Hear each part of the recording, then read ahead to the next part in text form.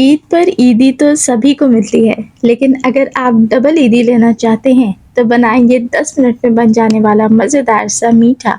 क्योंकि जब एक मीठे के अंदर डबल मीठे का मज़ा मिलेगा, तो ईदी भी डबल ही मिलेगी। बिस्मिल्लाहिर्रहमानिर्रहीम, अस्सलाम वालेकुम and welcome back to my YouTube channel. मैं हूँ सिद्रा और आज आपके साथ शेयर करूँगी Eid special 10 minutes dessert recipe. इतनी सिंपल रेसिपी है कि खाने वालों को मज़ा आ जाएगा और बनाने में भी बेहद आसान है।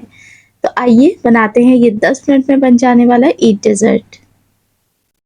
तो इसको बनाने के लिए सबसे पहले एक सॉस पैन के अंदर शामिल करूँगी सिर्फ़ 1.5 कप दूध।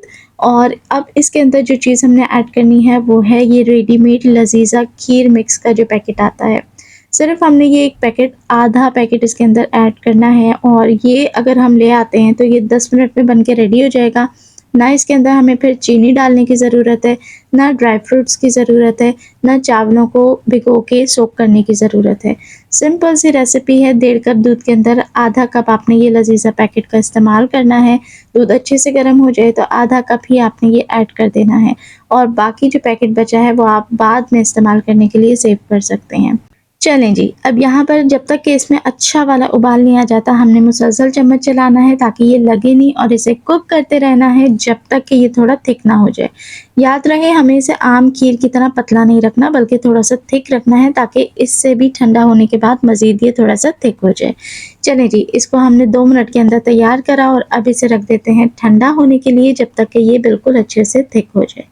अब दूसरी तरफ एक पतीली के अंदर हमने 2.5 कप दूध ऐड करना है और दूध जब तक गर्म हो रहा है हमने यहाँ पर 1/4 कप दूध अलग एक कप के अंदर निकाल लिया है और 2 table spoon simply vanilla custard या फिर कोई भी अपनी मनपसंद फ्लेवर का कस्टर्ड पाउडर इसमें शामिल करके अच्छे से हल कर लेना है, इतना कि बस इसमें गुठली बाकी ना रहे। तो चलें जी, ये प्रोसेस भी डन हो चुका है। अब दूध अच्छे से गर्म हो रहा है तो इसके अंदर शामिल करेंगे 5 चम्मच चीनी। मैंने 5 टेबल स्पून्स ऐड करा है जो कि बिल्कुल बैलेंस्ड मीठा है 2.5 कप दूध के लिहाज से। अगर आप ज़्यादा पसंद करते हैं तो चीनी थोड़ा बढ़ा भी सकते हैं। अच्छे से मिक्स कर लें। जैसे ही दूध में उबाल आए तो सिंपली इसके अंदर जो घोला हुआ कस्टर्ड मिक्सचर है वो आपने ऐड करना है और फ़ौरन से चम्मच चलाना है। बेसिकली ये हमने सिंपल कस्टर्ड ही बनाया है तो खीर को और कस्टर्ड को मिला के एक नया कॉम्बिनेशन इस मीठे का बनेगा जो कि बहुत बेहतरीन लगता है, खाने वालों का दिल खुश हो जाएगा। तो यहाँ कस्टर्ड की मैं कंसिस्टेंसी बता दूँ कि आपने बहुत ज़्यादा इसे थिक नहीं करना, बिल्कुल रनी सी कंसिस्टेंसी होनी चाहिए और थोड़ा-सा इसको खूबसूरत बनाने के लिए चुटकी भर ज़र्दा फूड कलर इसमें ऐड करा है ताकि इसका कलर आई कैचिंग बन जाए, दिखने में ये थोड़ा-सा खूबसूरत लगे। छोटी-छोटी सी टिप्स होती हैं लेकिन खाने में ये रेसिपी मज़ेदार होने के साथ-साथ देखने में भी खूबसूरत हो जाती है।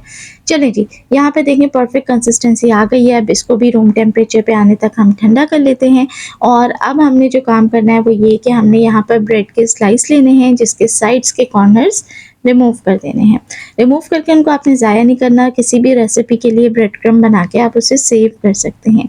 चलिए जी, अब खीर देखें ये परफेक्ट कंसिस्टेंसी है। मैंने आपको कहा था बिल्कुल जैम की तरह हमें गाढ़ी कंसिस्टेंसी चाहिए खीर की, जो ठंडा होने के बाद बेहतरीन तरीके से आ चुकी है।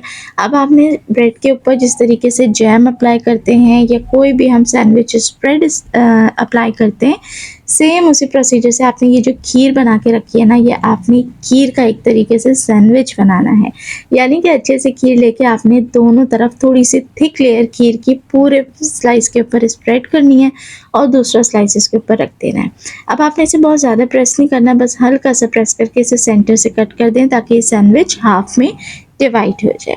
तो यहाँ देखें अच्छी मोटी लेयर आपने लगानी है और बस ये काम डन हो गया।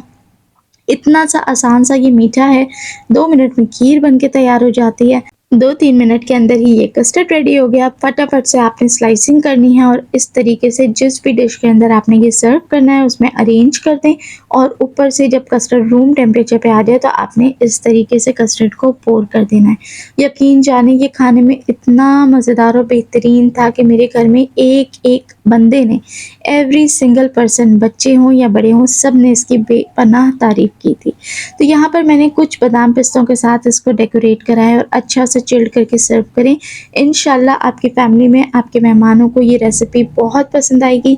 देखें झटपट से 10 मिनट में बन भी गई, टाइम भी सेव होता है और दावतों के लिए भी ये बहुत आइडियल मीठा है। तो मेरी रिकमेंडेशन पे एक बार इस रेसिपी को ज़रूर ट्राई करें और अपना फीडबैक हमेशा की तरह मेरे साथ ज़रूर शेयर किया करें एक प्यारा सा कमेंट करके। चलें जी, रेसिपी अच्छी लगी है तो लाइक करना बिल्कुल मत भूलें और चैनल को भी जल्दी सब्सक्राइब करके मेरी यूट्यूब फैमिली का हिस्सा बनें। देखने वाले सभी लोगों का बेहद शुक्रिया।